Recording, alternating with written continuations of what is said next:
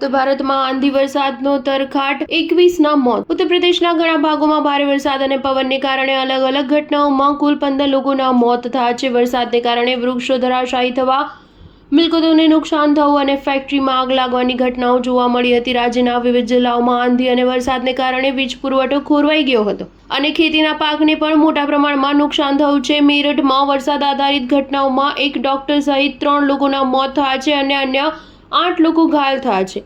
દેવબંધના SDM યુવરાજસિંહે અસરગ્રસ્ત વિસ્તારોની મુલાકાત લીધી હતી. મૃતકોના પરિવારજનો અને ઘાયલોને સરકારી સહાયની ખાતરી આપી હતી.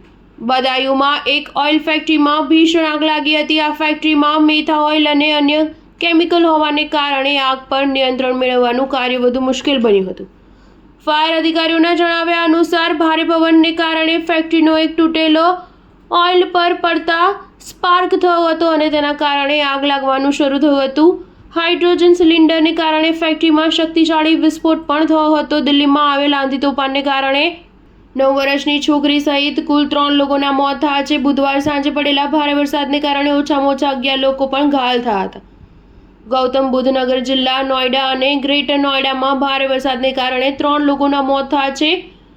ગ્રેટર નોઈડામાં 21 માળની ઇમારતમાંથી ગ્રીલ પડતા 60 વર્ષીય મહિલા અને તેના 4 વર્ષના પૌત્રનું મોત થયું છે.